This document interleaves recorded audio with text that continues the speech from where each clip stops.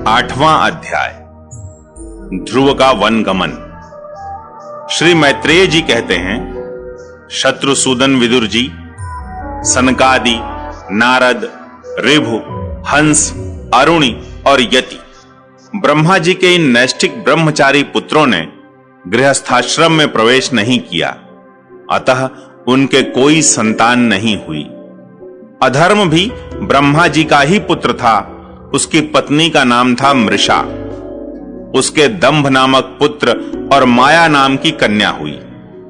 उन दोनों को निवृत्ति ले गया, क्योंकि उसके कोई संतान न थी।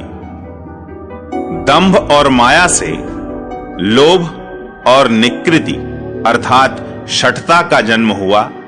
उनसे क्रोध और हिंसा तथा उनसे कलि अर्थात कलह और उसकी बहन दुरुक्ति अर्थात गाली उत्पन्न हुए। साधु शिरोमणे, फिर दुरुक्ति से कलि ने भय और मृत्यु को उत्पन्न किया तथा उन दोनों के संयोग से यातना और निरय अर्थात नरक का जोड़ा उत्पन्न हुआ।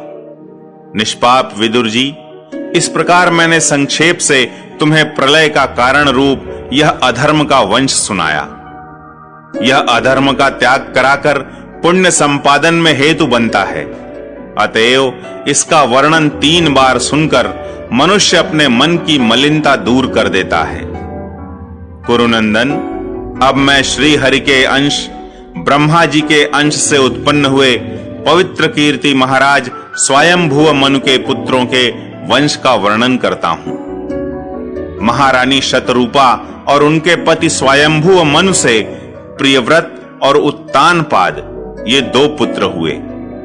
भगवान वासुदेव की कला से उत्पन्न होने के कारण ये दोनों संसार की रक्षा में तत्पर रहते थे। उत्तानपाद के सुनीति और सुरुचि नाम की 2 पत्नियां थीं।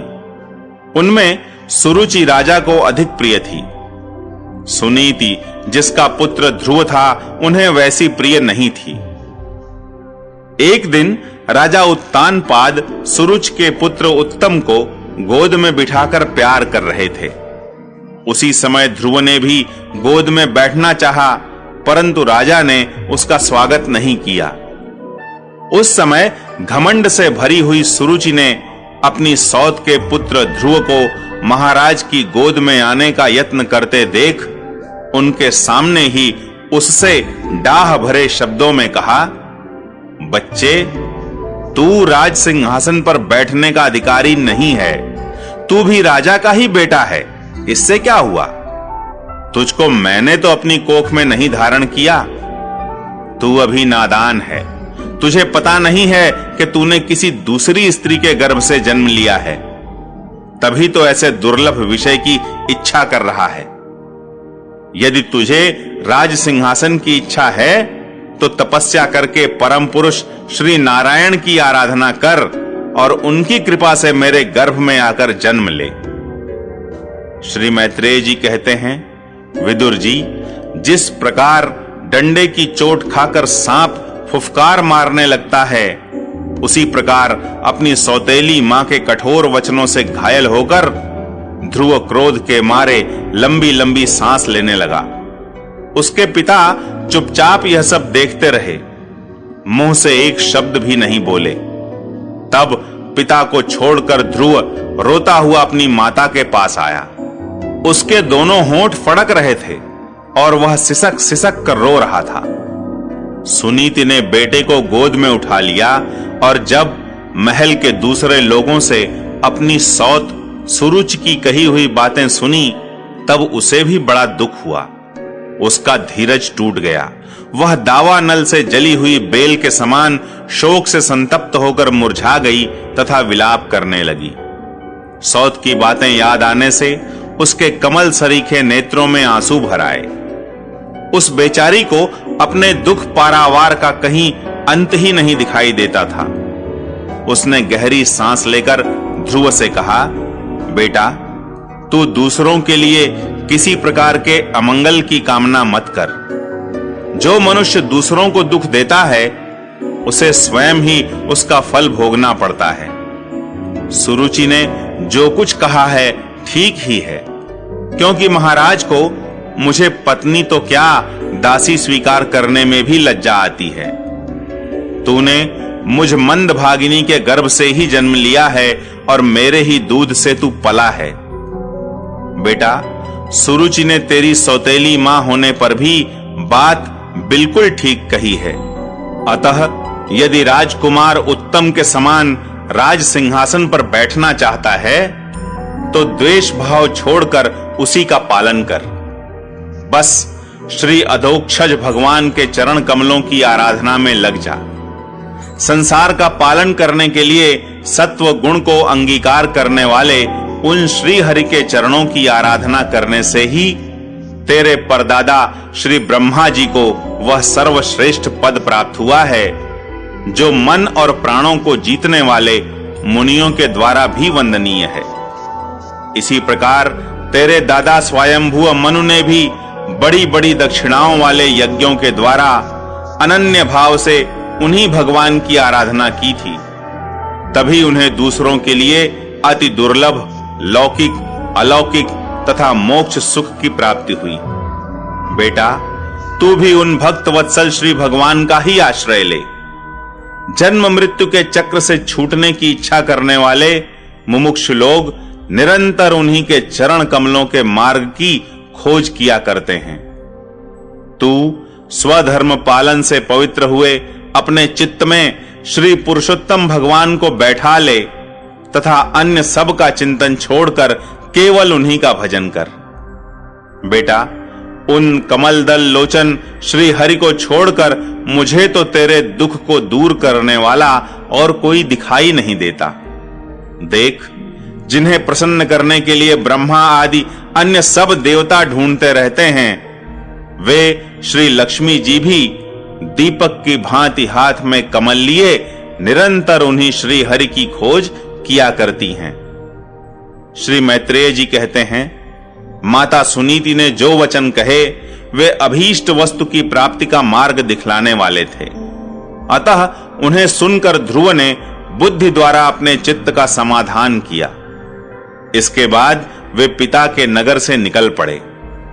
यह सब समाचार सुनकर और ध्रुव क्या करना चाहता है इस बात को जानकर नारद जी वहां आए। उन्होंने ध्रुव के मस्तक पर अपना पाप नाशक कर कमल फेरते हुए मन ही मन विस्मित होकर कहा, अहो, क्षत्रियों का कैसा अद्भुत तेज है।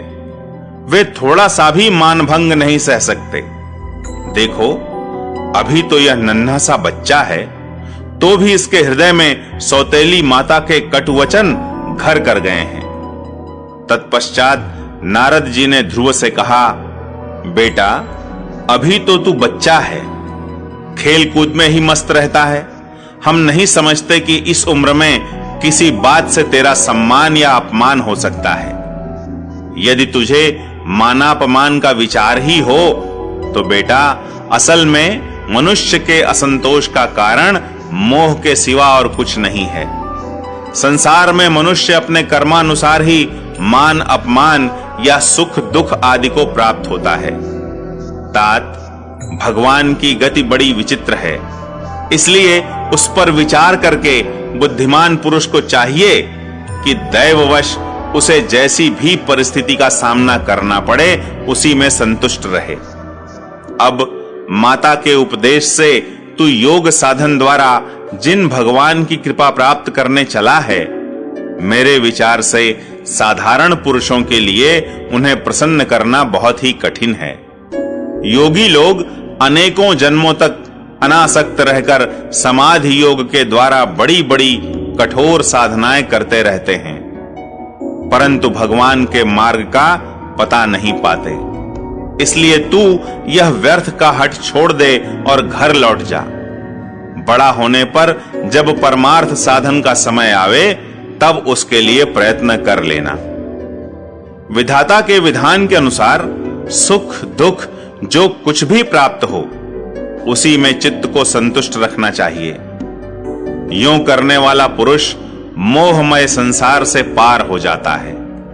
मनुष्य को चाहिए कि अपने से अधिक गुणवान को देखकर प्रसन्न हो, जो कम गुण वाला हो उस पर दया करे और जो अपने समान गुण वाला हो उससे मित्रता का भाव रखे।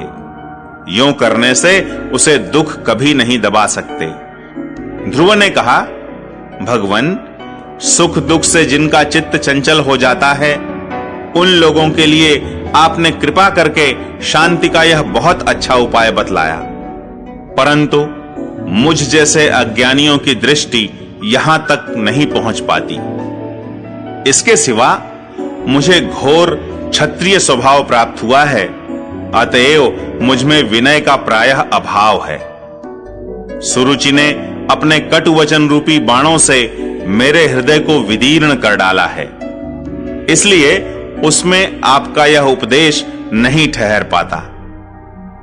ब्रह्मन, मैं उस पद पर अधिकार करना चाहता हूं जो त्रिलोकी में सबसे श्रेष्ठ है तथा जिस पर मेरे बाप दादे और दूसरे कोई भी आरूढ़ नहीं हो सके हैं। आप मुझे उसी की प्राप्ति का कोई अच्छा सा मार्ग बतलाइए। आप भगवान ब्रह्मा जी के पुत्र हैं और संसार के कल्याण के लिए ही वीणा बजाते सूर्य की भांति त्रिलोकी में विचरा करते हैं। श्री मैत्रेय जी कहते हैं, ध्रुव की बात सुनकर भगवान नारद जी बड़े प्रसन्न हुए और उस पर कृपा करके इस प्रकार सदुपदेश देने लगे। श्री नारद जी ने कहा, बेटा, तेरी माता सुनीति ने तुझे जो कुछ बताया है वही तेरे लिए परम कल्याण का मार्ग है। भगवान वासुदेव ही वह उपाय हैं, इसलिए तू चित्त लगाकर उन्हीं का भजन कर। जिस पुरुष को अपने लिए धर्म, अर्थ, काम और मोक्ष रूप पुरुषार्थ की अभिलाषा हो, उसके लिए उनकी प्राप्ति का उपाय एकमात्र श्री हरि के चरणों का सेवन ही है। बेटा, तेरा कल्याण होगा। अब तू श्री यमुना जी के तटवर्ती परम पवित्र मधुवन को जा। वहां श्री हरि का नित्य निवास है। वहां श्री कालिंदी के निर्मल जल में तीनों समय स्नान करके नित्य कर्म से निवृत्त हो यथा विधि आसन बिछाकर स्थिर भाव से बैठना। फिर रेचक, पूरक और कुंभक 3 प्रकार के प्राणायाम से धीरे धीरे प्राण, मन और इंद्रिय के दोषों को दूर कर धैर्य युक्त मन से परम गुरु श्री भगवान का इस प्रकार ध्यान करना। भगवान के नेत्र और मुख निरंतर प्रसन्न रहते हैं। उन्हें देखने से ऐसा मालूम होता है कि वे प्रसन्नता पूर्वक भक्त को वर देने के लिए उद्यत हैं। उनकी नासिका, भौहें और कपोल बड़े ही सुहावने हैं। वे सभी देवताओं में परम सुंदर हैं। उनकी तरुण अवस्था है। सभी अंग बड़े सुडौल हैं। लाल लाल होंठ और रत्नारे नेत्र हैं। वे प्रणत जनों को आश्रय देने वाले, अपार सुखदायक, शरणागत वत्सल और दया के समुद्र हैं। उनके वक्षस्थल में श्री वत्स का चिन्ह है। उनका शरीर सजल जलधर के समान श्याम वर्ण है। वे परम पुरुष श्याम सुंदर गले में वनमाला धारण किए हुए हैं और उनकी 4 भुजाओं में शंख, चक्र, गदा एवं पद्म सुशोभित हैं। उनके अंग प्रत्यंग किरीट, कुंडल, केयूर और कंकणादि आभूषणों से विभूषित हैं। गला कौस्तुभ मणि की भी शोभा बढ़ा रहा है तथा शरीर में रेशमी पीतांबर है। उनके कटि प्रदेश में कांचन की करधनी और चरणों में सुवर्णमय नूपुर अर्थात पैंजनी सुशोभित है। भगवान का स्वरूप बड़ा ही दर्शनीय, शांत तथा मन और नयनों को आनंदित करने वाला है। जो लोग प्रभु का मानस पूजन करते हैं, उनके अंतःकरण में वे हृदय कमल की कर्णिका पर अपने नख मणिमंडित मनोहर पादार विंदों को स्थापित करके विराजते हैं। इस प्रकार धारणा करते करते जब चित्त स्थिर और एकाग्र हो जाए, तब उन वरदायक प्रभु का मन ही मन इस प्रकार ध्यान करे, कि वे मेरी ओर अनुराग भरी दृष्टि से निहारते हुए मंद मंद मुस्कुरा रहे हैं। भगवान की मंगलमयी मूर्ति का इस प्रकार निरंतर ध्यान करने से मन शीघ्र ही परमानंद में डूबकर तल्लीन हो जाता है और फिर वहां से लौटता नहीं। राजकुमार, इस ध्यान के साथ जिस परम गुह्य मंत्र का जप करना चाहिए वह भी बतलाता हूं। सुन, इसका 7 रात जप करने से मनुष्य आकाश में विचरने वाले सिद्धों का दर्शन कर सकता है। वह मंत्र है ओम नमो भगवते वासुदेवाय। किस देश और किस काल में कौन वस्तु उपयोगी है, इसका विचार करके बुद्धिमान पुरुष को इस मंत्र के द्वारा तरह तरह की सामग्रियों से भगवान की द्रव्यमयी पूजा करनी चाहिए। प्रभु का पूजन विशुद्ध जल, पुष्पमाला, जंगली मूल और फलादि, पूजा में विहित दूर्वादि अंकुर, वन में ही प्राप्त होने वाले वल्कल वस्त्र और उनकी प्रेयसी तुलसी से करना चाहिए। यदि शिला आदि की मूर्ति मिल सके तो उसमें, नहीं तो पृथ्वी या जल आदि में ही भगवान की पूजा करे। सर्वदा संयत चित्त, मननशील, शांत और मौन रहे तथा जंगली फल मूल आदि का परिमित आहार करे। इसके सिवा पुण्य कीर्ति श्रीहरि अपनी अनिर्वचनीय माया के द्वारा अपनी ही इच्छा से अवतार लेकर जो जो मनोहर चरित्र करने वाले हैं उनका मन ही मन चिंतन करता रहे। प्रभु की पूजा के लिए जिन जिन उपचारों का विधान किया गया है उन्हें मंत्र मूर्ति श्री हरि को द्वादशाक्षर मंत्र के द्वारा ही अर्पण करे। इस प्रकार जब हृदय स्थित हरि का मन, वाणी और शरीर से भक्ति पूर्वक पूजन किया जाता है, तब वे निश्चल भाव से भली भांति भजन करने वाले अपने भक्तों के भाव को बढ़ा देते हैं और उन्हें उनकी इच्छा के अनुसार धर्म, अर्थ, काम अथवा मोक्ष रूप कल्याण प्रदान करते हैं। यदि उपासक को इंद्रिय संबंधी भोगों से वैराग्य हो गया हो तो वह मोक्ष प्राप्ति के लिए अत्यंत भक्ति पूर्वक अविच्छिन्न भाव से भगवान का भजन करे। श्री नारद जी से इस प्रकार उपदेश पाकर राजकुमार ध्रुव ने परिक्रमा करके उन्हें प्रणाम किया। तदनंतर उन्होंने भगवान के चरण चिन्हों से अंकित परम पवित्र मधुवन की यात्रा की। ध्रुव के तपोवन की ओर चले जाने पर नारद जी महाराज उत्तानपाद के महल में पहुंचे। राजा ने उनकी यथा योग्य उपचारों से पूजा की। तब उन्होंने आराम से आसन पर बैठकर राजा से पूछा।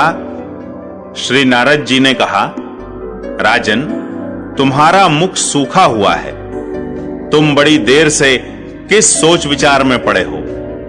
तुम्हारे धर्म, अर्थ और काम में से किसी में कोई कमी तो नहीं आ गई? राजा ने कहा, ब्रह्मन, मैं बड़ा ही श्रैण और निर्दय हूं। हाय, मैंने अपने 5 वर्ष के नन्हे से बच्चे को उसकी माता के साथ घर से निकाल दिया। मुनिवर, वह बड़ा ही बुद्धिमान था। उसका कमल सा मुख भूख से कुम्हला गया होगा। वह थक कर कहीं रास्ते में पड़ गया होगा। ब्रह्मन, उस असहाय बच्चे को वन में कहीं भेड़िए न खा जाएं। अहो, मैं कैसा स्त्री का गुलाम हूं। मेरी कुटिलता तो देखिए।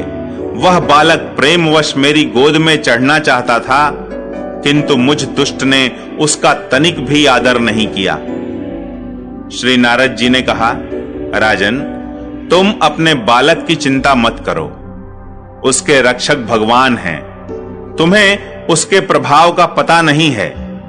उसका यश सारे जगत में फैल रहा है। वह बालक बड़ा समर्थ है। जिस काम को बड़े बड़े लोकपाल भी नहीं कर सके, उसे पूरा करके वह शीघ्र ही तुम्हारे पास लौट आएगा। उसके कारण तुम्हारा यश भी बहुत बढ़ेगा।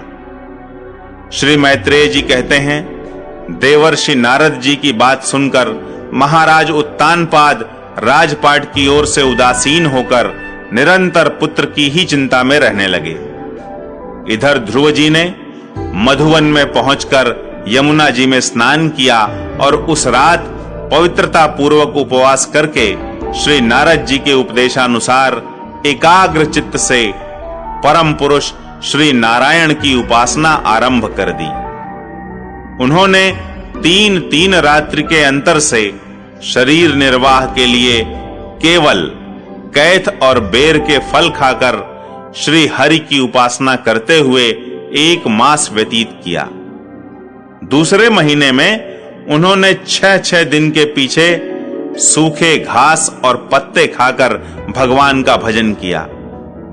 तीसरा महीना 9 दिन पर केवल जल पीकर समाधि योग के द्वारा श्री हरि की आराधना करते हुए बिताया।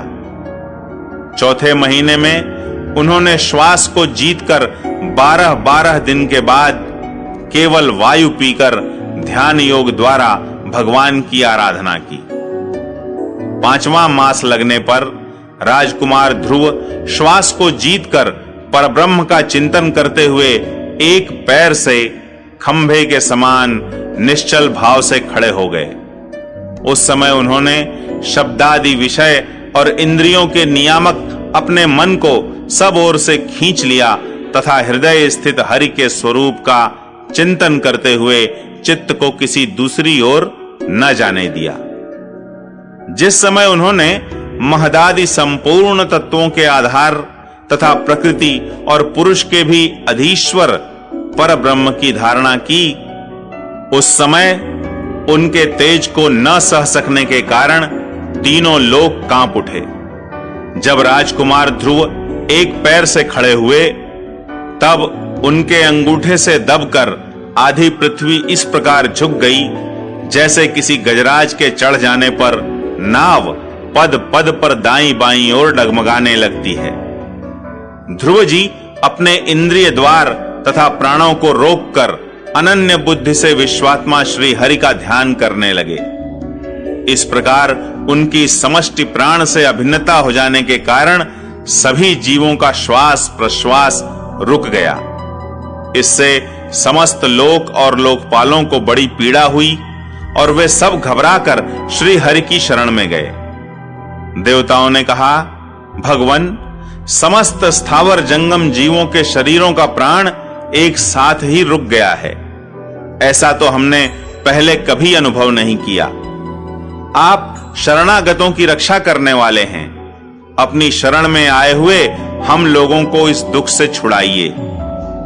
श्री भगवान ने कहा, देवताओं, तुम डरो मत। उत्तानपाद के पुत्र ध्रुव ने अपने चित्त को मुझ विश्वात्मा में लीन कर दिया है। इस समय मेरे साथ उसकी अभेद धारणा सिद्ध हो गई है। इसी से उसके प्राण निरोध से तुम सबका प्राण भी रुक गया है। अब तुम अपने अपने लोकों को जाओ। मैं उस बालक को इस दुष्कर तप से निवृत्त कर दूंगा।